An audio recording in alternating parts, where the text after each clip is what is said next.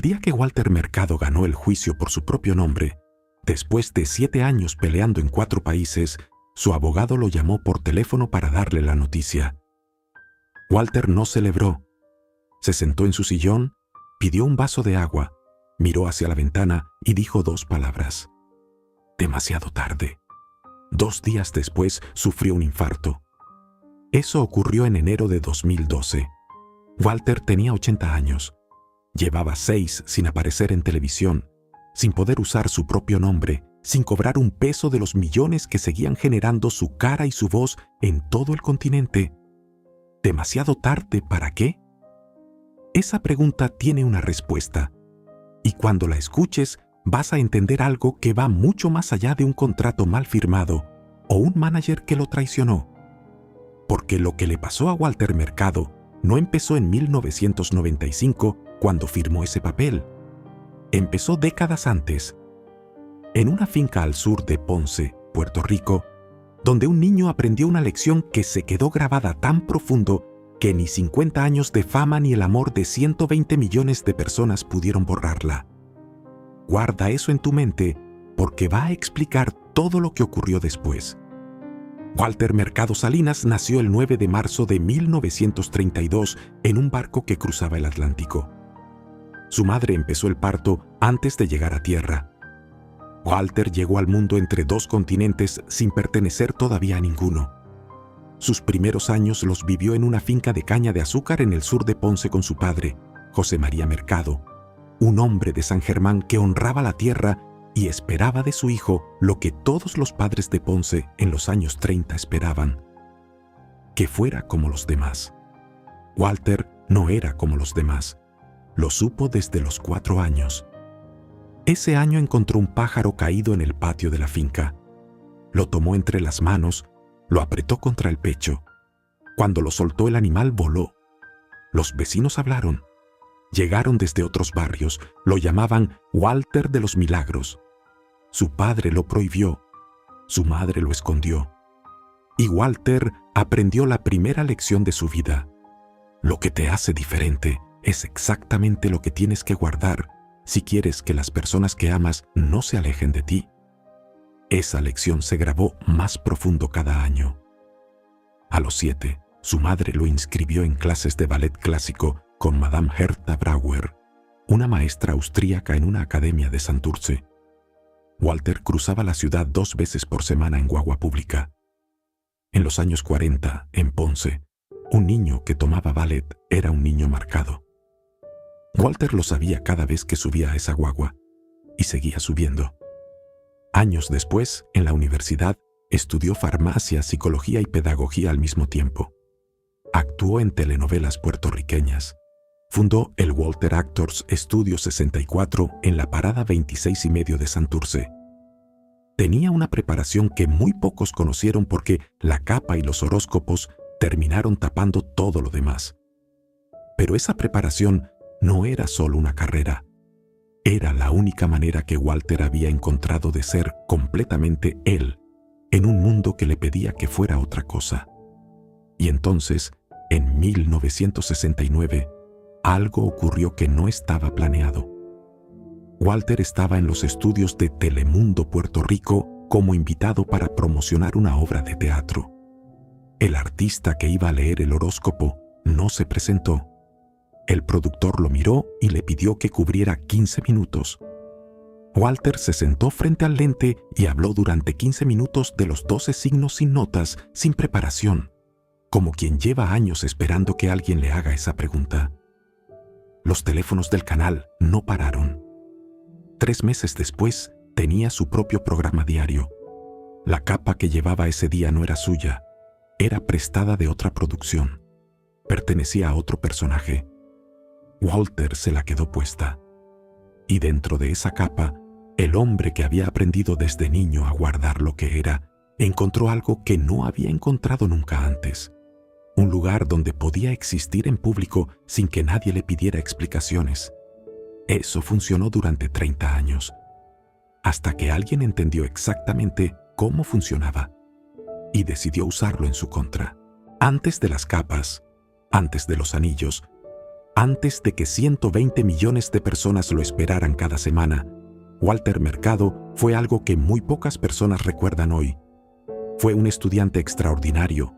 Farmacia, pedagogía, psicología, ballet clásico con Madame Herta Brauer, danza moderna, flamenco, teatro con método Sanford Meisner. Actuó en telenovelas puertorriqueñas en los años 60, papeles pequeños primero, protagónicos después. Fundó el Walter Actors Studio 64 en la parada 26 y medio de Santurce, donde formó a una generación completa de actores de la isla. Era un hombre con una preparación que muy pocos tenían en el Puerto Rico de esa época, y nadie lo supo nunca, porque la capa terminó tapando todo lo demás. Pero esa preparación tenía una función que iba más allá de la carrera. Le daban a Walter algo que necesitaba desde niño, un lugar donde ser completamente él. En el estudio de baile podía moverse como quería, en el teatro podía ser otros, en la universidad podía usar ese cerebro que en la finca de su padre no tenía donde desplegarse. Cada disciplina era una habitación donde la versión guardada de Walter podía respirar un momento antes de volver a ponerse la máscara. Y entonces ocurrió algo que nadie planeó. Era 1969. Walter estaba en los estudios de Telemundo, Puerto Rico, para promocionar una obra de teatro. Llegó caracterizado como su personaje, con maquillaje y una capa de la producción. El artista que iba a leer el horóscopo ese día no se presentó. Elino Ortiz, el productor del programa, miró a su alrededor buscando una solución y encontró a Walter entre bastidores. Le pidió que cubriera 15 minutos, que hablara de astrología, ese tema del que siempre lo veía hablar detrás de cámara. Walter no lo dudó. Se sentó frente al lente y habló durante 15 minutos de los 12 signos del zodiaco con una naturalidad que nadie en ese set había visto antes, sin notas, sin preparación previa, como quien lleva años esperando que alguien le haga esa pregunta. Cuando terminó y se levantó para salir, un ejecutivo del canal lo siguió hasta la puerta. Le dijo que los teléfonos no habían parado de sonar en todo el segmento. Le pidió que volviera al día siguiente con el mismo vestuario. Walter volvió. Y volvió al día siguiente. Y al siguiente. 3 meses después tenía su propio programa de 1 hora diaria. El primer programa de astrología en la historia de la televisión hispana. Salió al aire el 3 de agosto de 1969. Pero hay algo en ese momento que nadie analiza. La capa que Walter llevaba ese día no era suya. Era prestada de otra producción. Pertenecía a otro personaje, para otra historia. Y Walter se la quedó puesta. Literalmente y en todos los sentidos posibles. Porque en ese momento, frente a esa cámara, Walter encontró lo que había estado buscando desde que era un niño en Ponce, al que llamaban de los Milagros. Encontró un personaje tan grande que detrás de él podía esconder todo lo que no podía mostrar. Un personaje que el mundo iba a amar exactamente por lo que Walter llevaba décadas tratando de guardar. Su diferencia, su rareza, su forma de no encajar en ninguna categoría conocida. El mundo hispano no había visto nunca algo así. Un hombre con capa y anillos y maquillaje que te miraba a los ojos desde la pantalla y te decía que el universo te amaba. Y se lo creyeron. Se lo creyeron 120 millones de personas, incluyendo, durante muchos años, el propio Walter. Porque lo que todavía no sabía, lo que iba a tardar décadas en entender, es que hay un precio enorme por esconderse detrás de algo que el mundo ama. Y ese precio se cobra siempre, sin excepción, sin importar cuánto amor hayas repartido.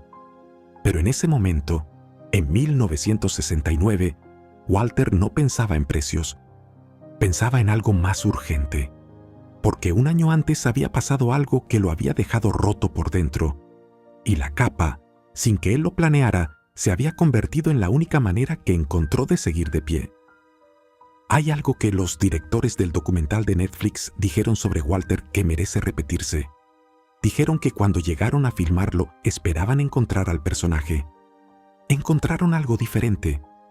Un hombre increíblemente preparado, culto, con décadas de estudio en disciplinas que nadie asociaba con su imagen pública. Un hombre que había construido un personaje tan grande que el personaje había terminado tapando al hombre. En 1968, antes de las capas, antes del programa, antes de los 120 millones, Walter Mercado tenía 36 años y estaba enamorado. Era una modelo y sobrecargo de origen brasileño que cubría rutas entre el Caribe y Sudamérica. Se conocieron en Puerto Rico. Walter cayó de una manera que nunca había caído antes y nunca volvería a caer después. Era la primera vez que alguien lo conocía sin personaje, sin armadura, sin la máscara que había aprendido a ponerse desde niño en Ponce. Y entonces, en 1968, el avión en el que ella viajaba entre República Dominicana y Puerto Rico desapareció del radar. No hubo sobrevivientes. Walter recibió la noticia y tomó 2 decisiones que definieron el resto de su existencia. La primera fue viajar a la India con su hermana para buscar el porqué de esa muerte. Llegó a un ashram donde Bhagwan Sri Rajneesh, conocido después como Osho, lo aceptó como discípulo número 13. Estudió budismo, taoísmo, hinduismo, astrología védica. Pasó casi un año entre templos y maestros intentando entender algo que no tenía explicación racional. No encontró el porqué, pero encontró algo más útil para sobrevivir. Encontró la versión definitiva del personaje. Cuando regresó a Puerto Rico ya no caminaba igual. Se había dejado crecer el pelo, vestía túnicas, hablaba en susurros teatrales. Había encontrado, en el dolor más profundo que había sentido en su vida, la energía que lo convirtió en Walter Mercado de tiempo completo. Y la segunda decisión que tomó después de esa muerte es la que nadie ha contado bien todavía. Decidió que no volvería a permitirse ese tipo de amor. No por cobardía, no por desamor, sino porque había aprendido de la manera más brutal posible que cuando alguien te conoce completo y desaparece, el agujero que deja no tiene fondo. Así que construyó la solución más inteligente y más triste que existe. Construyó un personaje tan grande que nadie pudiera ver al hombre detrás, y ese personaje funcionó. Para los años 80, Walter era omnipresente en los hogares latinoamericanos. Su programa se transmitía en Telemundo, en Univisión, en cadenas de México, Colombia, Argentina, Venezuela, República Dominicana, Perú, Chile y Estados Unidos. Sus columnas astrológicas en The Miami Herald y en decenas de periódicos del continente. Su voz en la radio, su cara en las revistas. 120 millones de personas cada semana. Pero en su casa de Cupey, San Juan, Walter vivía solo, comía solo, dormía solo. Los sábados por la noche se sentaba a ver televisión sin invitar a nadie. El hombre que le decía a 120 millones de personas que el amor era la respuesta para todo, llevaba años sin permitirse recibirlo. Ese era el secreto que la capa escondía, no una orientación sexual, no un escándalo. Algo más simple y más difícil de sostener que todo eso. Una soledad elegida, construida piedra por piedra desde 1968, mantenida durante décadas con una disciplina que solo alguien que ha sentido ese tipo de dolor puede entender. Y aquí es donde entra la única excepción, la única grieta en esa armadura. En algún momento de los años 80, un joven llamado Willie Acosta empezó a trabajar con Walter. Y lo que pasó después de eso es lo que ningún video ha explicado todavía. Porque Willie no era un asistente, era algo para lo que no existe nombre en español. Era la persona que Walter eligió para que lo conociera, sin capa, sin personaje, sin el precio de perderlo todo si ese alguien desaparecía. O eso pensó Walter. Para los años 80, cuando el programa de Walter se transmitía en toda América, había algo que sus hermanas documentaron en testimonios posteriores con una precisión que duele leer. Walter dormía solo, comía solo, viajaba solo a menos que Willie estuviera con él. El hombre que le decía a 120 millones de personas que el amor era la respuesta para todo, se sentaba cada sábado por la noche en la sala de su mansión en Coupey a ver televisión sin invitar a nadie, sin excepción. Y cuando un periodista le preguntó en 1989, en una entrevista para una revista mexicana, por qué nunca se había casado, Walter sonrió con esa sonrisa que había practicado desde los 12 años frente al espejo de la habitación de su madre. Recitó 2 versos de un poema que él mismo había escrito. Dijo que su amor pertenecía al universo entero y que por lo tanto no podía pertenecer a una sola persona. Cambió de tema, con la elegancia de un bailarín que ha ensayado el mismo giro durante 20 años. Pero esa pregunta lo persiguió en cada entrevista, en cada cumpleaños, en cada cena donde alguien que no lo conocía bien intentaba entenderlo. Y Walter respondió siempre con la misma técnica. Poesía en lugar de respuesta. Belleza en lugar de verdad. Una capa encima de otra capa encima de otra capa. Hasta que llegó alguien que no necesitaba que Walter respondiera nada. Willie Acosta empezó a trabajar con Walter siendo muy joven. No hay fecha documentada. No hay historia de origen oficial. Willie simplemente estaba ahí, y con el tiempo se convirtió en algo que no tiene nombre fácil en el diccionario de las relaciones humanas. Era su asistente. Viajaba con él a todos lados. Se quedaba en la misma habitación de hotel cuando estaban fuera de Puerto Rico. Organizaba su ropa, su vestuario, su vida práctica cotidiana. Estaba presente en los momentos que las cámaras no grababan. Lo conocía en la versión sin capa, sin personaje, sin la armadura que Walter le mostraba al resto del mundo. Cuando le preguntaban a Willie qué eran el uno para el otro, respondía siempre con la misma frase. La gente cree que soy su amante. Mi relación con Walter es muy familiar. Nunca he tocado a Walter ni con un dedo, nunca en mi vida. Protejo a Walter de todo, de cualquier cosa. Y cuando le preguntaban a Walter, respondía con las palabras que más de una persona encontró reveladoras precisamente por lo que no decían directamente. Amo a mi familia, pero Willie está siempre conmigo. Me ayuda con mi ropa, mi vestuario. Él sabe todo, todos mis secretos. Todos mis secretos. Walter dijo eso frente a una cámara de Netflix, sabiendo perfectamente que iba a quedar grabado para siempre. No por descuido. No sin medir lo que decía. Lo dijo porque era verdad. Y porque había algo en él que quería que el mundo supiera que existía al menos un testigo, que no había estado completamente solo. Ahora bien, y aquí está la pregunta que nadie ha respondido. ¿Qué pasó entre Willie y Walter durante los años más oscuros? Porque los años más oscuros llegaron. Guillermo Bakula apareció en la vida de Walter a finales de los 80 con una propuesta que sonaba simple. Yo te llevo al mundo. Tú confía en mí. Y cumplió. Sin Bakula no hubiera habido contrato con Univisión. No hubiera habido los 120 millones. El propio Walter lo reconoció hasta el final de su vida, incluso después de todo lo que perdió por él. Bill Bakula era mi ángel, dijo frente a las cámaras de Netflix. En un momento de mi vida, fue enviado por Dios para que yo y mi mensaje de amor fueran conocidos. Esas palabras las dijo sin rencor, con esa generosidad que era exactamente la misma que lo había hecho famoso y la misma que lo dejó expuesto frente a alguien que no la compartía. Porque Bakula vio en Walter algo que Walter no podía ver en sí mismo. No el talento, no el carisma. Vio la vulnerabilidad. Vio a un hombre que no leía contratos porque su atención estaba en otro lugar, que confiaba en las personas que lo trataban bien, que había construido un personaje tan absorbente que el hombre de adentro ya casi no existía en los espacios donde se toman las decisiones importantes. En 1995, Bakula llegó con un contrato nuevo. Los abogados de ambos lo revisaron. Walter lo firmó sin leerlo. Con esa firma cedía a Bard Enterprises International todos los derechos sobre su nombre, su imagen, su voz, todo el material pasado y todo el futuro. Todo, sin fecha de vencimiento, sin condición de salida.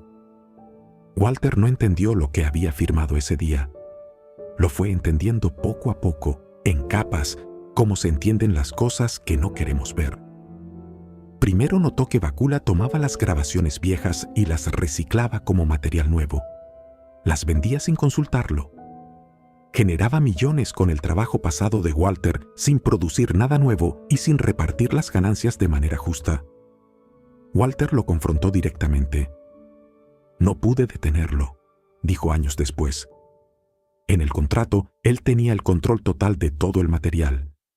Después llegó lo peor. Bakula dejó de pagarle los $25,000 mensuales que le correspondían por contrato.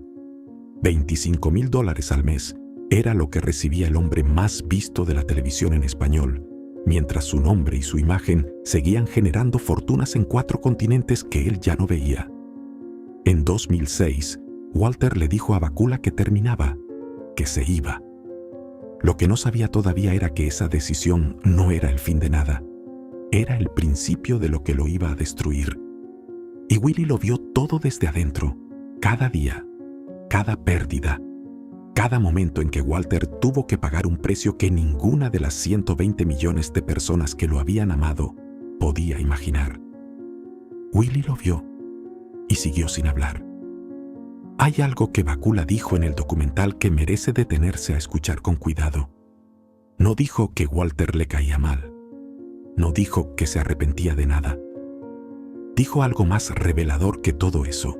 El 3 de octubre de 2006, Walter Mercado se sentó frente a una cámara por última vez. No lo sabía. Grabó su segmento como siempre, con su capa, con sus anillos, con esa voz que millones de mujeres esperaban cada semana, como se espera algo que siempre ha estado ahí y que nunca puede dejar de estar. Dio las predicciones para los 12 signos.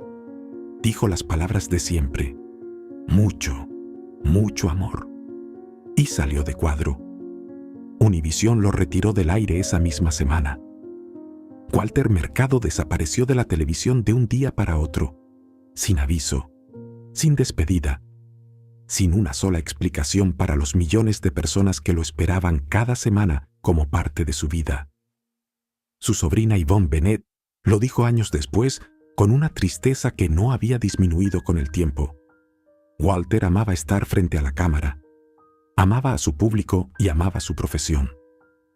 Cuando dejó de aparecer en televisión, fue como si le cortaran el oxígeno.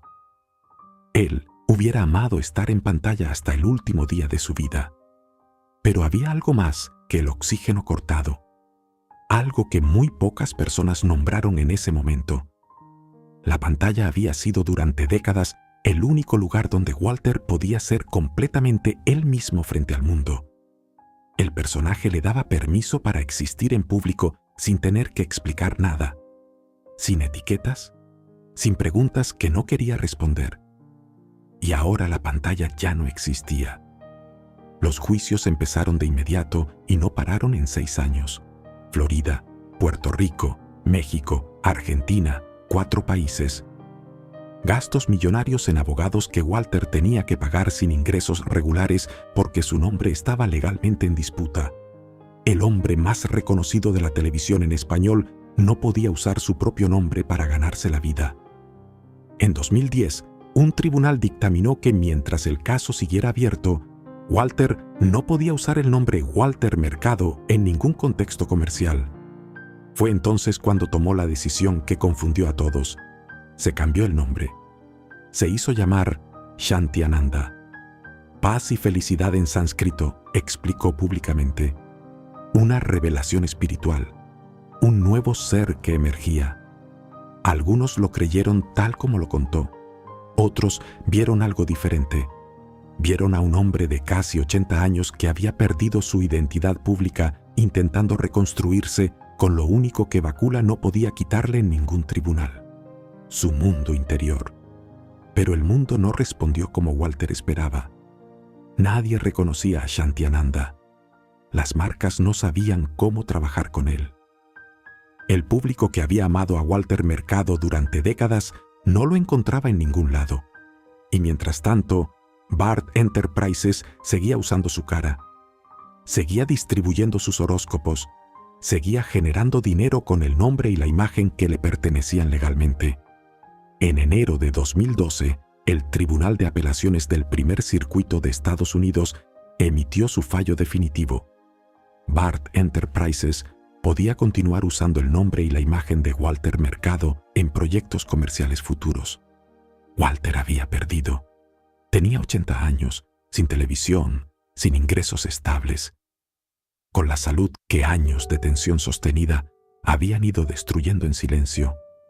Y en esos años, en esa oscuridad que el mundo no veía porque nadie le contaba lo que estaba pasando realmente, Willie siguió ahí, todos los días, sin cámaras, sin audiencia, sin los 120 millones, solo Willie y Walter. Y lo que ningún expediente judicial puede decir es lo que pasó entre esos dos hombres en los años más duros de la vida de Walter. Lo que se dijeron cuando ya no quedaba ningún personaje que proteger. Lo que Walter guardó incluso en esa oscuridad. Y lo que Willie sigue guardando hoy. En esos años oscuros entre 2006 y 2013, mientras los juicios avanzaban en 4 países y el nombre Walter Mercado legalmente no le pertenecía, sus sobrinas hicieron algo que el mundo no vio porque ocurría en privado. Betty siguió escribiendo la columna astrológica en El Nuevo Día de Puerto Rico, el periódico donde Walter había publicado durante casi 30 años usando sus mapas y sus cálculos para que la conexión con su público no se rompiera del todo. Yvonne hablaba con los medios cuando era necesario. Aida y Danette gestionaban lo que podían desde Puerto Rico, pero Walter seguía siendo el centro de todo. Seguía estudiando los mapas astrológicos cada mañana con la misma disciplina de siempre, incluso los días que no se sentía bien, incluso los días que tenía que hacerlo sentado porque ponerse de pie le costaba más de lo que nadie debía saber. Y Willie seguía ahí, como siempre, sin hacer ruido, sin pedir reconocimiento, sin necesitar que nadie lo viera para seguir estando, que es al final la forma más difícil y más real de querer a alguien. En 2013, después de 7 años de juicios, Bakula y Walter llegaron a un acuerdo privado. Bard Enterprises le devolvía la propiedad intelectual sobre su nombre y su imagen. Walter Mercado podía volver a ser Walter Mercado. Tenía 81 años. Sus sobrinas lloraron. Walter no celebró de la manera que todos esperaban. Recibió la noticia con esa calma que siempre desconcertó a quienes lo rodeaban. Porque recuperar un nombre en un papel no es lo mismo que recuperar una vida. Y Walter lo sabía mejor que nadie. Los años de batalla habían dejado marcas que no aparecen en ningún expediente judicial. Intentó reconstruir. Lanzó su línea de productos cautivadora, jabones y lociones y velas con los signos del zodiaco. Mantuvo su columna astrológica en El Nuevo Día de Puerto Rico, donde Betty, su sobrina, escribía bajo su guía. Creó su sitio web. Intentó recuperar una presencia pública que los años de litigio habían borrado. Pero el mundo había seguido adelante. Y Walter, que había pasado 30 años siendo el centro de atención de 120 millones de personas, descubrió algo para lo que ningún horóscopo lo había preparado. Que la fama no espera. Que cuando desapareces, el espacio que ocupabas lo llena alguien más. Rápido, sin mirar atrás. Y aquí hay algo que nadie ha contado sobre esos años intermedios. Hay algo que Bakula dijo en el documental de Netflix que merece detenerse a escuchar con cuidado. No dijo que Walter le caía mal. No dijo que se arrepentía de nada. Dijo algo más revelador que todo eso. Dijo que su problema no era con Walter, era con la familia de Walter. Con esa frase, sin proponérselo, Bakula explicó más de lo que quería, porque la familia de Walter era el único escudo real que él tenía. Las sobrinas que lo conocían desde adentro y que podían ver lo que estaba pasando y decirlo en voz alta. Bakula tenía un problema con ellas porque ellas veían demasiado. Y hay algo en esa declaración que no cuadra. Bakula dice que su problema es con la familia, no con Willie. ¿Por qué no menciona a Willie? ¿Por qué el hombre que vivía con Walter, que viajaba con Walter, que según el propio Walter sabía todos sus secretos, no era un problema para Bakula? Esa pregunta no tiene respuesta documentada, pero la pregunta existe. Y dice algo sobre el tipo de silencio que Willie mantenía entonces y mantiene todavía.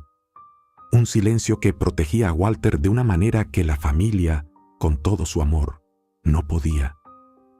Porque la familia pregunta, la familia insiste, la familia quiere entender.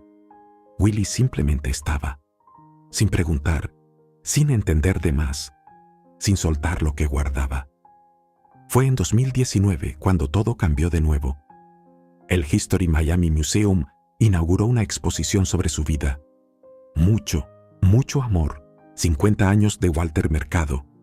Sus capas estaban ahí, sus joyas, sus fotos, todo lo que había sido su vida en televisión exhibido como lo que siempre fue, historia, patrimonio. Algo que pertenecía a millones de personas que crecieron con esa voz. Walter fue al museo apoyado en una sobrina, vestido con un traje sencillo, sin personaje. Se detuvo frente a la primera vitrina, la que contenía sus capas, y dijo una frase que la persona más cercana a él ese día no olvidó. Esto no es una capa ni un cabello rubio. Walter Mercado son años de trabajo, de estudios, de sacrificios. Nadie puede quitarme eso. Era la primera vez en mucho tiempo que Walter hablaba de sí mismo sin la capa puesta.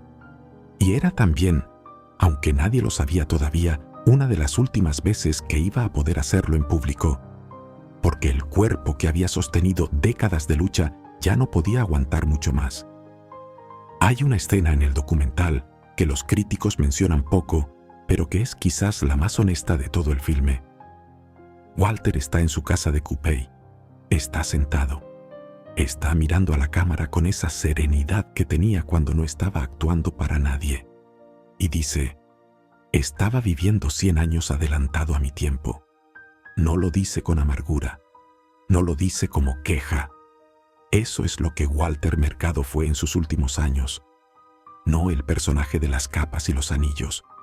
Un hombre que después de 50 años de dar amor al mundo, había encontrado finalmente la manera de recibirlo, de dejarse ver, de confiar en que la cámara que tenía enfrente no iba a usarlo en su contra. Y en ese espacio, en esa confianza tardía, dijo la frase que más define toda su historia. Willie sabe todos mis secretos. Dicha con calma, con precisión, mirando al lente, como una declaración, como un testamento, como alguien que quiere dejar constancia de que existió alguien que lo conoció de verdad, aunque ese alguien nunca hable de lo que sabe. Ese mismo año, 2019, Netflix llegó con una propuesta de documental. Los directores Cristina Costantini y Karim Tabsh pasaron los últimos 2 años y medio de la vida de Walter filmándolo en su casa de 2 plantas en Coupey, un barrio tranquilo de San Juan al que no se podía entrar sin ser invitado. Lo filmaron desayunando, viendo televisión, sufriendo los quebrantos de una caída que lo obligó a depender de silla de ruedas, rezando en su altar privado, mirando viejas grabaciones de sus programas y riéndose solo. Fue, según la propia directora Cristina Costantini, la primera vez en 50 años que Walter dejó entrar a alguien sin máscara.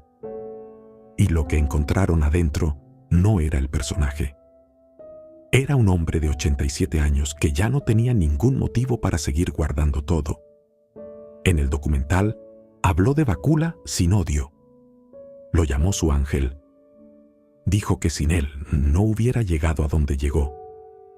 Esa generosidad que era la misma que lo había hecho famoso y la misma que lo había dejado vulnerable. Y habló de Willie. Dijo que Willie sabía todos sus secretos, con esa calma que tenía para las palabras que importaban de verdad.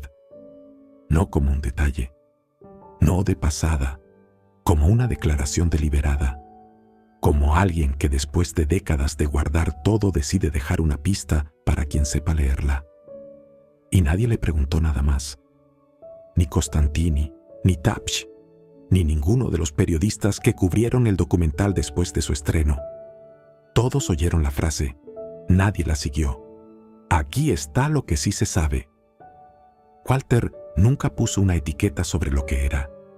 Cuando los periodistas le preguntaban sobre su sexualidad, respondía con frases que eran al mismo tiempo una respuesta y una negativa a responder. Soy quien soy, y lo que la gente ve es lo que soy. La gente quiere saber si soy heterosexual, homosexual, metrosexual, bisexual. A mí no me interesa. Tengo sexualidad con el viento, las flores en el jardín y la belleza que exhibe la naturaleza. El activista LGBT, Carlo, lo dijo en el documental de Netflix con una precisión que Walter nunca hubiera usado para sí mismo. Rompió tantas convenciones sociales que fue más allá del closet. Más allá del closet. No adentro, no afuera. En un lugar que no tenía nombre todavía en los años en que Walter lo habitó. Y Willie vivió en ese lugar junto a él, sin nombrarlo, sin explicarlo, solo estando. En octubre de 2019, el estado de salud de Walter empeoró de manera seria y repentina. Fue hospitalizado en el Hospital Auxilio Mutuo de San Juan. Sus sobrinas no se separaron de él. Yvonne, Betty, Aida y Danette estuvieron a su lado durante más de 2 semanas. Llegaban cada día.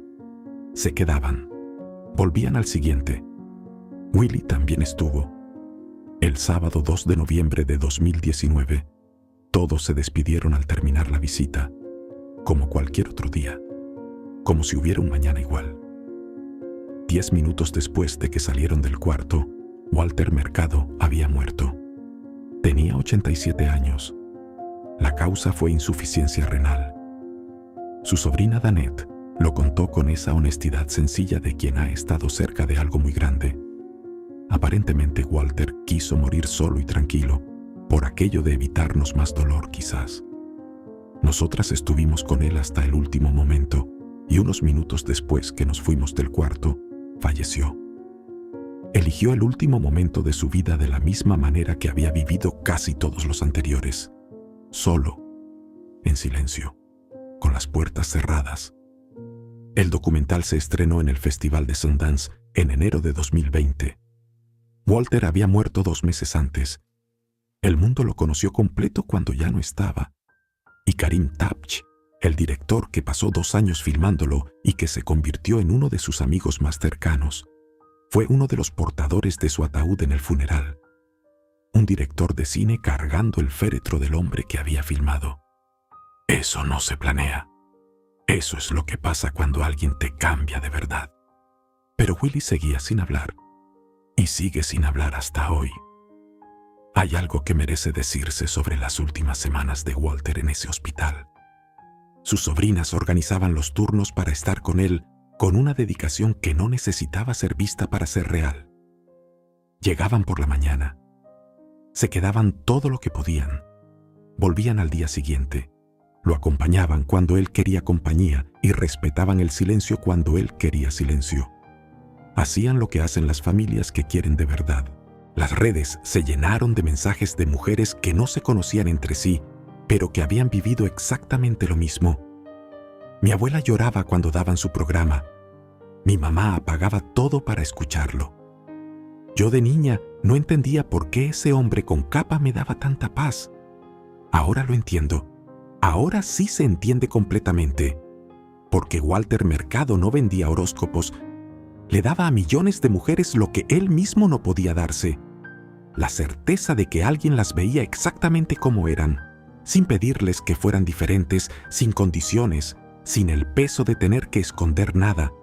Daba lo que no tenía, con una generosidad que era al mismo tiempo su mayor virtud y su herida más profunda. Y queda la pregunta que abrió este video. Willie Acosta sigue vivo. La única persona que Walter señaló públicamente como la que sabía todos sus secretos. La persona que estuvo a su lado cada día durante décadas. Que lo conoció sin el personaje. Que vivió en ese espacio entre lo que Walter mostraba al mundo y lo que Walter era cuando nadie miraba. Willie nunca habló de lo que guardaba. Y hay 2 maneras de leer ese silencio. La primera es que hay cosas que no le pertenecen al mundo, que hay versiones de las personas que solo existen para quien las vivió de cerca, que Willie eligió proteger a Walter incluso después de su muerte de la única manera que podía, no contando lo que no era suyo contar. La segunda es más difícil de sostener, pero más honesta. Que Walter Mercado, el hombre que le enseñó a medio continente que el amor era la respuesta para todo, nunca encontró del todo la manera de aplicárselo a sí mismo. Que la lección que aprendió de niño en Ponce, que lo que te hace diferente es lo que tienes que guardar, se quedó tan grabada en él que ni 50 años de cámaras, ni Willie, ni el documental de Netflix pudieron borrarla del todo. Que murió guardando algo. No porque nadie quisiera recibirlo, sino porque ya no sabía cómo entregarlo. Eso es lo más oscuro de su historia. No lo que escondía, sino lo que no se permitió descubrir. El documental Mucho, mucho amor se estrenó en Netflix el 8 de julio de 2020, 8 meses después de su muerte. En medio de la pandemia, se convirtió en uno de los documentales en español más vistos del año. Millones de personas que lo habían amado de niñas volvieron a él. Y millones de personas jóvenes que nunca lo habían visto, lo descubrieron y entendieron de inmediato por qué había significado tanto para tantas personas durante tanto tiempo. El mundo lo conoció completo cuando ya no estaba, y lo amó más que cuando estaba. Así funcionan a veces las historias de las personas que dan demasiado. El mundo no siempre sabe lo que tiene mientras lo tiene. Lo reconoce después, cuando ya no puede decirle gracias, cuando ya no puede verlo ni escucharlo ni dejarse envolver por esa energía que era tan difícil de definir y tan imposible de fingir. Walter lo supo desde niño, desde aquel patio en Ponce, donde aprendió que las cosas más importantes no se ven de frente, se sienten. Y lo que se siente de verdad no desaparece cuando la persona que lo generó ya no está. Se queda en la memoria, en la voz de tu madre. En esa tarde de miércoles con la televisión encendida y el olor a comida que ya no puedes recrear exactamente, pero que sabes exactamente cómo se sentía. Que reciban de mí siempre mucha paz, pero sobre todo, mucho, mucho, mucho amor. Hay personas en cada generación que se hacen tan famosas que dejan de estar disponibles para sí mismas. Personas a quienes el mundo entero conoce de una manera que ellas mismas dejaron de conocerse hace décadas. Personas que terminan sus días en habitaciones silenciosas, rodeadas de objetos hermosos, esperando algo que ya no saben nombrar. Walter Mercado fue una de esas personas, no porque el mundo no lo amara, lo amaba más de lo que él podía recibir, sino porque la lección que aprendió de niño en Ponce se instaló en él tan profundo que 50 años de fama y un documental de Netflix y el amor de sus sobrinas y la lealtad de Willie no pudieron borrarla del todo. La lección de que lo que te hace diferente es lo que tienes que guardar. Murió guardando algo que solo Willie sabe, y Willie sigue vivo, y sigue sin hablar. Y quizás eso es lo más honesto que alguien ha hecho nunca por Walter Mercado. Respetar que hay cosas que no le pertenecen al mundo, que el hombre que le dio amor a 120 millones de personas tenía derecho, como cualquiera de nosotras, a guardar algo para sí mismo. Algo que fuera solo suyo, que ningún contrato pudiera quitarle, que ningún juicio pudiera arrancarle, que ninguna cámara pudiera capturar,